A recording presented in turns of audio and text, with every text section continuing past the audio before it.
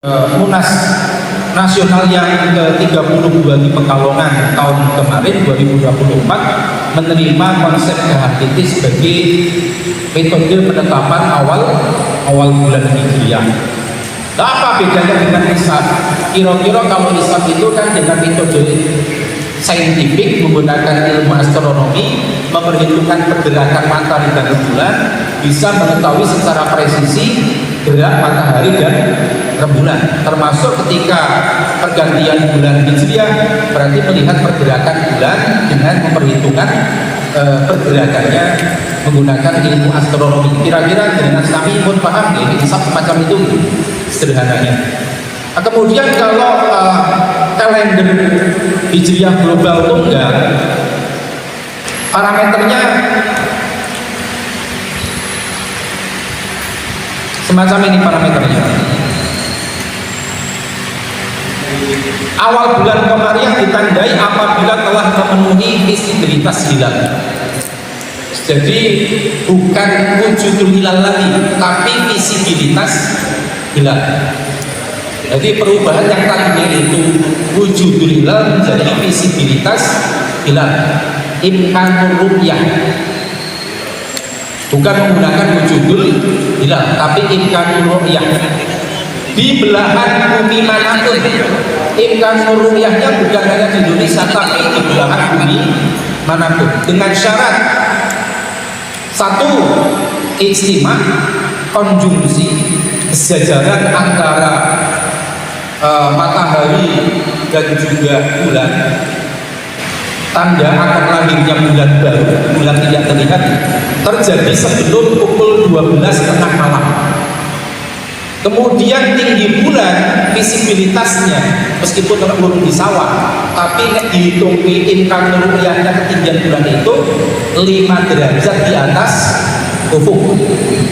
Ini sudah masuk bulan baru. Sehingga bisa jadi di Indonesia visibilitas hilal itu masih di bawah ufuk. Itu diterapkan jika menggunakan KHTT tahun depan. Ramadan itu dimulai 18 Februari. Sementara bagi yang menggunakan MABIM bagaimana pemerintah, demikian pula jika masih menggunakan wujudul hilal, bulan Ramadan baru akan dimulai keesokan hari tanggal 19 bulan Februari. Karena data-data hisabnya semacam ini. Data hisabnya Syawal tahun ini misalnya yang kembali menggunakan wujudul hilal, Istimah Ramadan ini KHBT ini ya, ini KHBT, data KHBT Istimah Ramadan Sabtu Kliwon 29 Maret. Awal imkan ru'yah pertama kali bisa dimungkinkan untuk diru'yah hilal itu terjadi pada Ahad Pagi 30 Maret pukul 00:12 tahun ini. Jika menggunakan KHTT diterapkan secara langsung, maka akan mengalami perbedaan penetapan awal bulan Syawal alias Idul Fitri. Ini misal bulan Syawal, jika menggunakan KHTT yang kolomnya atas berwarna hitam ini, Syawal jatuh pada tanggal 30 Maret sebagaimana yang ada dalam kalender yang diterbitkan oleh Suara Muhammadiyah. Sementara sama ketika menggunakan kalender Hijrah Universe karena sama-sama berbasis global. Tapi kalau menggunakan kriteria wujudul hilal Muhammadiyah sebelumnya, ini Syawalnya baru keesokan harinya tanggal 31 Maret. Yang ini kemudian ditetapkan penggunaannya kembali oleh pimpinan pusat melalui maklumat kemarin, sehingga kemudian akan sama dengan kriteria MABIM yang digunakan oleh pemerintah, oleh Kementerian Agama. Sehingga maknanya kalau tahun ini kita memaksakan menggunakan KHBT, jadi Syawalnya kita akan lebih dulu daripada pemerintah, bahkan lebih dulu kalau kita membandingkan seandainya masih menggunakan wujudul hilal.